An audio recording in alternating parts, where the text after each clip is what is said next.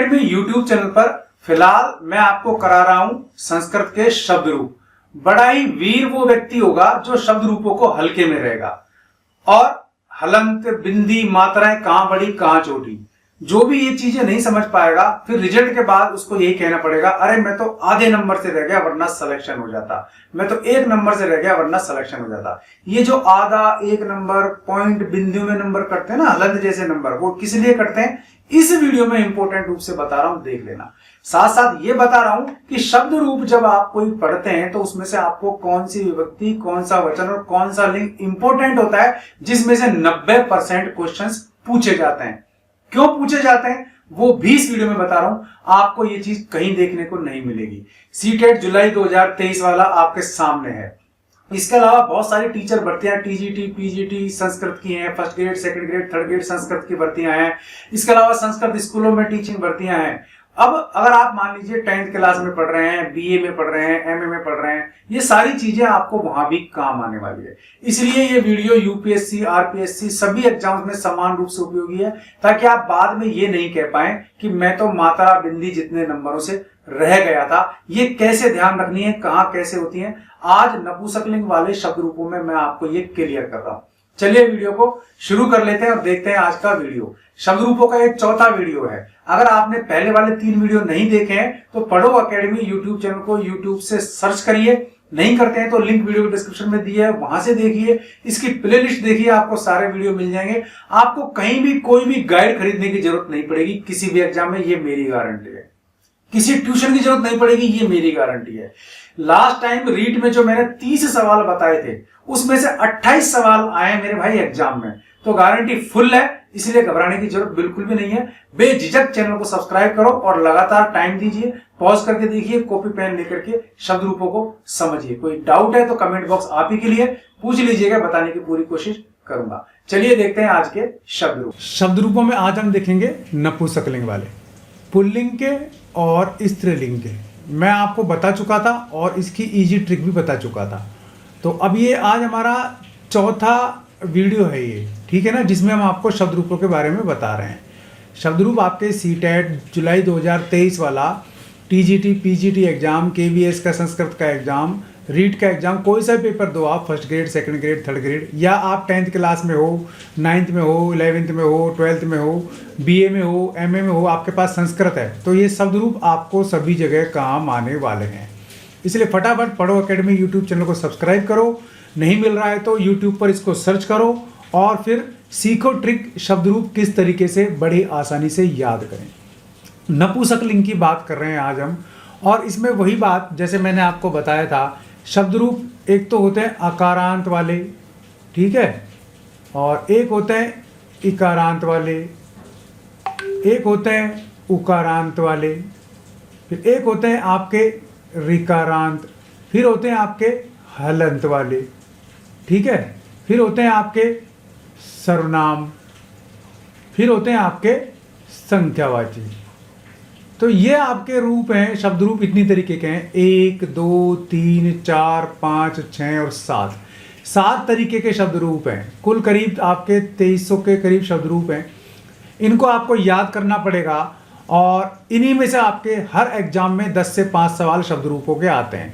आपसे क्या पूछेगा, किसी की विभक्ति पूछ सकता है, किसी का वचन पूछ सकता है और किसी भी शब्द रूप के शब्द का लिंग पूछ सकता है। तो लिंग, विभक्ति और वचन से संबंधित ही इसके क्वेश्चन होते हैं, इसके अलावा कोई क्वेश्चन नहीं होते हैं।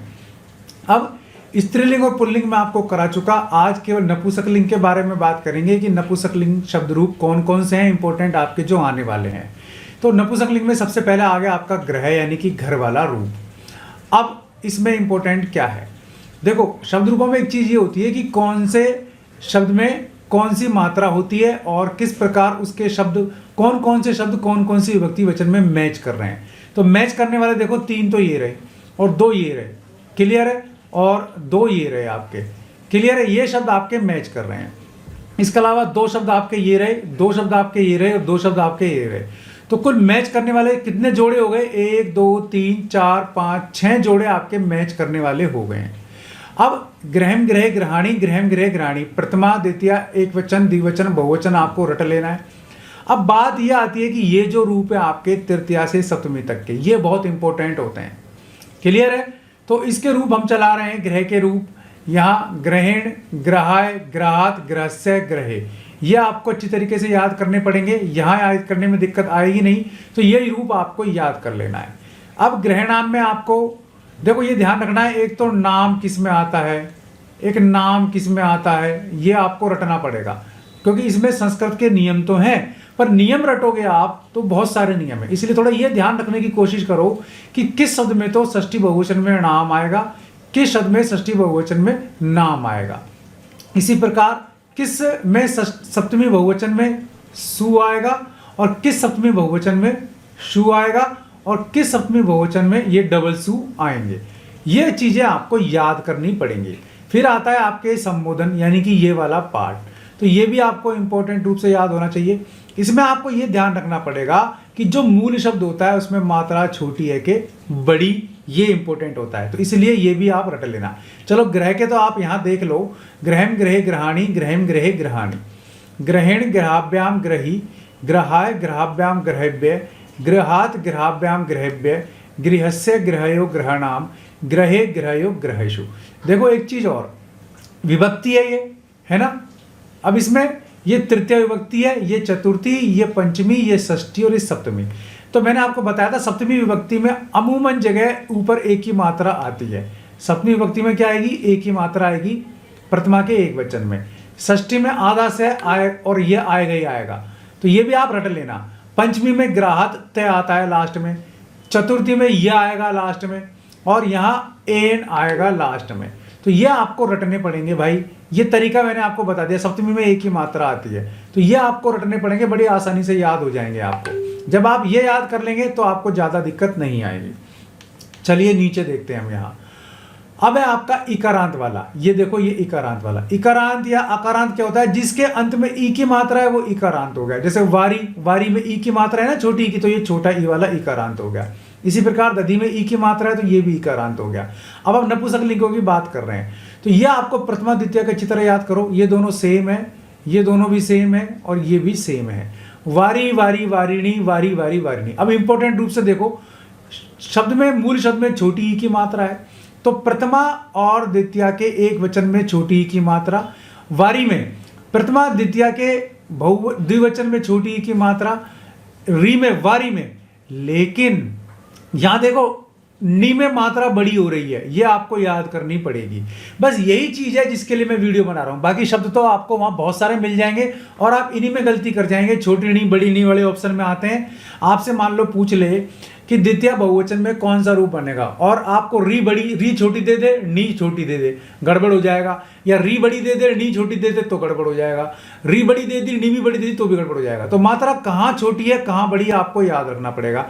अब ये शब्द देखो, इसमें वारी में री बड़ी हो रही है और नी छोटी हो रही है, तो ये आपको दोनों चीजें इसलिए काफी इंपॉर्टेंट हो जाती हैं चीजें। बाकी छोटी है तो देखो सभी जगह छोटी मात्रा चल रही है। क्लियर है? अब आप देख लो सभी की सभी जगह, केवल आपके बड़ी मात्रा कहाँ हो रही है, वारी की, री की मात्रा एक तो यहाँ हो रही है आपके प्रथमा द्वितीय के बहुवचन में, और तीसरी हो रही है आपके षष्ठी के बहुवचन में। तीन जगह तो मात्रा बड़ी हो रही है। णी की मात्रा बड़ी कहाँ है आपके, केवल द्विवचन में है, प्रथमा द्वितीय के में, और बहुवचन में णी की मात्रा छोटी है। तो ये आपको 5 चीजें इंपॉर्टेंट रूप से याद रखनी पड़ेगी। वारी में से यहीं से आता है और कहीं से आपसे नहीं पूछेगा। क्लियर है? संबोधन आप देखो, मूल शब्द में छोटी मात्रा है तो मूल शब्द में आपके हे वारी छोटी मात्रा आएगी। हे वारे, ये आपके हे वारी, हे वारे, हे वारिणी। जो ये हे वारिणी आपको लिखा हुआ है, ये सेम देखो द्वितीय वाला प्रथमा वाला ही है आपके द्विवचन वाला, और ये आपके सेम बहुवचन वाला ऐसे कैसे आ गया, तो ये आपको याद करना पड़ेगा। दधी में भी सेम चीजें हैं, दधी, दधीनी, दधीनी। देखो यहाँ मात्रा छोटी, यहाँ मात्रा बड़ी, यहाँ नी की मात्रा बड़ी बड़ी, यहाँ नी की मात्रा छोटी, यहाँ दी की मात्रा छोटी, यहाँ दी की मात्रा छोटी, यहाँ दी की मात्रा छोटी, यहाँ दी की मात्रा छोटी। इन दोनों में दी की मात्रा बड़ी है, नी की मात्रा छोटी है, यहाँ नी की मात्रा दोनों में बड़ी है। यही आपको याद करने पड़ेंगे भाई, यहीं से रूप आपके आता है। अब दूसरी बात, यहाँ आपको वारी नाम था, अणे खाली वाला था, यहाँ ददनाम आया है, और दूसरी बात यहाँ दे भी छोटा हुआ है। दह धनुष वाला दह भी छोटा हुआ है। तो छोटा कहाँ कहाँ हुआ है ये आप देखो, देखो इन तीनों को छोड़ दो, यहाँ पे पूरा है, यहाँ इन दोनों को छोड़ दो, ये पूरा है, ये भी पूरा है, बाकी सब में ये छोटे छोटे आ रहे हैं, यानी कि हलंत वाला मामला बन गया है। तो दधी की जगह ददना, ददने, ददनह, ददने, ददनी, ये दधनी, ये भी रूप आ सकता है। इसीलिए ये भी इंपॉर्टेंट हो जाता है आपको, जहां भी डबल है या कंफ्यूजन वाली चीज है वहां आपको बड़ा हो जाता है। बाकी तो सेम है, यहाँ आप देख लेना, द्वितीय और बहुवचन द्विवचन जैसे ही आएंगे और ये प्रथमा जैसा ही आएगा, केवल आपको इसमें हे लगा देना पड़ता है। जहां चेंज होगा मैं आपको बता दूंगा संबोधन में। क्लियर है? बहुत सारे शब्द रूप ऐसे हैं जहां संबोधन होता ही नहीं है। अब ये टेबल है, ऐसे शब्द रूप जो तीनों लिंगों में चलते हैं, वो एक तो होते हैं हलंत वाले, एक तीनों लिंगों में चलने वाले होते हैं रिकारांत वाले। तो रिकारांत वाले तो नपुंसक लिंग में हमको देखने को नहीं मिल रहे, तो इसलिए ये लाइन तो आपको चिंता वाली बात है ही नहीं, इसको आप भले ही मत देखना, क्योंकि रिकारांत वाले किसी भी सिलेबस में नहीं है। अब केवल हलंत वाले देखने हैं, जिनके अंत में हलंत हो। देखो हलंत, ये मधुनी वाला उकारांत है, तो ये भी मैं बता देता हूँ, फिर नीचे चलेंगे हम इसको। तो मधुनी में देखो मधु मधु मधुनी, मधु मधु मधुनी, तो यहाँ पर नी की मात्रा छोटी है दोनों में, और यहाँ पर नी की मात्रा बड़ी है दोनों में। अब मधु मूल शब्द है, धू की मात्रा छोटी है, ऊ की मात्रा, तो यहाँ भी ऊ की मात्रा छोटी है, यहाँ भी ऊ की मात्रा छोटी है, यहाँ भी ऊ की मात्रा छोटी है। ठीक है, तो मधुनी में यहाँ पर ऊ की मात्रा बड़ी आ जाती है, नी की मात्रा छोटी हो जाती है। यहाँ पर ऊ की मात्रा छोटी है तो नी की मात्रा बड़ी हो रही है। एक तो ये आपको ध्यान रखना पड़ेगा। एक षष्ठी बहुवचन में मधु नाम में आपके मात्रा बड़ी हो रही है और न आया है, अणे खाली वाला नहीं आया है, बाकी सभी जगह आपकी मात्राएं छोटी हैं। तो मधु में धू की मात्रा बड़ी कहाँ हुई? एक तो यहाँ पे हुई है ना, प्रथमा द्वितीय के बहुवचन में, एक षष्ठी के बहुवचन में, बाकी सभी जगह मधु में ऊ की मात्रा छोटी है। अब नी की मात्रा बड़ी कहाँ हुई? प्रथमा और द्वितीय के द्विवचन में नी की मात्रा बड़ी है और बहुवचन में छोटी है, ये आपको याद करना है। अब बात कर लेते हैं हलंत की। हलंत के सारे शब्द आपको नीचे मिलेंगे। तो हलंत में तृतीया से सप्तमी तक तो आपको लगाना है आ, ए, दो विसर्ग ई, ये मैं आपको बता भी चुका हूं, और प्रथमा द्वितीय के रूप आपको याद करने हैं। अब देखो यहां आ जाओ, आप थोड़ा सा इसको ऊपर कर लेते हैं, ये पैस वाला। ठीक है, देखो मैंने क्या कहा था, यहां आपको लगाना है केवल आ, है ना, ए, दो विसर्ग, इसमें भी दो विसर्ग और छोटी ई। तो देखो पैसा, पैसे, पयस है, पयस है, पयसी, तो ये तो आपको याद इस तरीके से करने हैं, बाकी में कोई दिक्कत नहीं आएगी। अब यहाँ पयस हलंत वाला है, इसका मतलब होता है दूध या जल। पय है, देखो ये दोनों सेम बन रहे हैं, ये भी दोनों सेम बन रहे हैं और ये भी दोनों सेम बन रहे हैं। पयांसी, यहाँ आपके ऊपर बिंदी आई है, अनुस्वार आया है, और सी की मात्रा यहाँ पर छोटी हो रही है, यहाँ पर बड़ी हो रही है। तो ये आपको देखो एक याद कर लोगे तो दोनों याद हो जाएंगे। यहाँ पयोभ्याम में आपके तृतीया से लेकर के पंचमी तक आप कर लोगे तो ये आपको द्विवचन का तो वैसे याद हो जाएगा। और बहुवचन में तृतीया में हमेशा भी आता है छोटा अक्षर, तो ये भी आपको आ ही रहा है। यहाँ आधा भय और ये लास्ट में आएगा पंचमी और चतुर्थी पंचमी में, तो ये आपको याद हो जाएगा। अब देखो पैसाम, यहाँ नाम आया है ना, नाम आया है, पैस शब्द के आगे आम लगाया, इसका मतलब यहाँ जो प्रत्यय लग रहा है वो आम ही लग रहा है, तो ये आपको आम याद रखना है। क्लियर है? तो इस तरीके से आपको ध्यान रखना पड़ेगा। पैसी, यहाँ सप्तमी एक वचन में अक्सर एक की मात्रा आती है, लेकिन पैस शब्द में ई की मात्रा आएगी। क्यों? क्योंकि ये नियम यहाँ बन रहा है। ठीक है ना, आ, ए, दो विसर्ग ई है, तो यहाँ पर हमने ई लगा दिया है। क्लियर हो गया? अब बाकी सब रूप आपके सेम बनेंगे। शर्म के देख लो, शर्म, शर्मणी, शर्मणी, शर्म, शर्मणी, शर्मणी, णी यहाँ बड़ी है, यहाँ पर छोटी है। अब यहाँ शर्मा कर दिया गया है इसको, शर्म को, शर्माणी, शर्माणी। तो ध्यान रखना, शर्मा जी की मैसेज के लिए संबोधन यहाँ आया। इस तरीके से आप याद कर सकते हैं भाई, इसको अदरवाइज ना लें आप, केवल याद करने की ट्रिक बताइए पूरे सम्मान सूचक शब्द से। मेरे मन में कोई भी किसी भी तरीके की ऐसी बात नहीं है, अगर आपको बुरी लगे तो क्षमा। तो ये याद करने के लिए आपको ट्रिक बताइए। बाकी सब में शर्म शब्द चल रहा है, आ की मात्रा केवल शर्मा यहाँ हुई है, शर्मा, और णी की मात्रा छोटी हो गई तो शर्माणी, शर्माणी यहाँ आपके हो जाएगा। और यहाँ शर्मणी, यहाँ णी बड़ी है, तो णी केवल दो ही जगह लग रहा है, एक तो लग रहा है आपके प्रथमा द्वितीय द्विवचन में और चार जगह और बहुवचन में। तो लेकिन बहुवचन में मात्रा णी की छोटी और द्विवचन में मात्रा बड़ी। क्लियर? और आ की मात्रा केवल यहीं लग रही है। अब इसमें बाकी चीजों में कोई भी चेंज नहीं है, आप बड़े आराम से याद कर सकते हैं। संबोधन का मैंने आपको तरीका बता दिया, जैसा आपका प्रथमा होता है वैसा आपका संबोधन होता है। हे लगा करके पीछे ये विस्मय बोधक चिन्ह है, ये अवश्य लगाना है, वरना आपका नंबर कट जाएगा। जगत, भाई ये इंपॉर्टेंट है बहुत ज्यादा, और इसमें से हर एग्जाम में कोई ना कोई रूप पूछता है। जगत माने संसार, संसार के बिना तो सब बेकार। जगत जगती जगंती, जगत जगती जगंती, पटत पटती पठंती, पटत पटती पठंती, सेम सा है ये, इसलिए घबराने की बात नहीं है। क्लियर। फिर जगता, देखो वही आ ए दो विसर्ग ई, क्लियर है। तो जगता, जगते, जगत है, जगत है, जगती, ये आप याद कर लेना तृतीय सप्तमी तक का। ये जगत व्याम हो गया, ये जगत भी हो गया, ये जगत भी हो गया। ये दोनों में यहाँ आएंगे हम पंचमी षष्ठी और पंचमी सप्तमी में, तो जगतो सेम बनेगा, ये जगत स्वरूप बन जाएगा। क्लियर। बाकी ये तो वही आपके प्रथमा के जगत जगती जगंती रूप बनेंगे, है ना। यहाँ इंपॉर्टेंट चीज ये है कि ये हलंत है तो ये आपका हलंत ही होगा। पयस में आपके हलंत है लेकिन प्रथमा में कहीं भी हलंत नहीं आ रहा है। शर्मन में आपके हलंत है लेकिन कहीं भी हलंत नहीं आ रहा है। ये चीज भी बाकी इंपॉर्टेंट बहुत बारीकी से आपको देखनी पड़ेगी, इसीलिए वीडियो का फायदा है। फटाफट यूट्यूब चैनल पढ़ो अकेडमी को सब्सक्राइब कर लो, चाहे आप कोई से भी एग्जाम की तैयारी कर रहे हो। नामन में भी हलंत नहीं आएगा, नाम, नामनी, नामानी, तो इसलिए देखो नाम, नामनी में यहाँ म हलंत है, यहाँ नामनी पूरा है। ये ध्यान रखना, मात्राओं का ध्यान रखना है। नी यहाँ छोटी है, यहाँ पर बड़ी है, यहाँ पर भी बड़ी है। तो ये आपके द्विवचन का हो गया और इधर का हिस्सा आपके बहुवचन का हो गया। क्लियर है। बाकी वही आ ए दो विसर्ग और ई, क्लियर है। तो ये आपके बन जाएगा नामना, नामने, नामने, नामने, नामने। क्लियर है। बाकी सब आपको याद हो जाएंगे।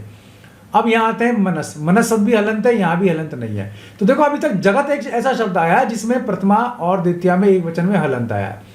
बाकी में यहाँ से का ऋतु विसर्ग होकर के मनह रूप बन गया है। अब कैसे होगा, बहुत सारे नियम में पढ़ाऊंगा, अगर आप लगातार जुड़े रहेंगे तो। मनांसी यहाँ पर भी आपके आया है और पयांसी वहां पर आया था। पय में और मनस में, पयस में और मनस में दोनों में आपके ऊपर विसर्ग हलंत आया है। सॉरी, इसको अनुस्वार बोलते हैं, अनुस्वार आया है, बार बार मात्रा चेंज हो जाती है, याद नहीं रहता, तो ये आपको ध्यान रखना है। बाकी वही आ ए दो विसर्ग ई यहाँ आपको लगा देना है। मनसा, मनसे, मनसह, मनसह, मनसी, ये सेम है, आपको याद कर लेने। मनसाम। अब देखो यहाँ मनसु दो तरीके से बन रहा है, एक तो बन रहा है आपके मनहसु, एक बन रहा है आपके मैं, न, आदस है और सु। तो ये बहुत इंपॉर्टेंट हो गए हैं दोनों के दोनों।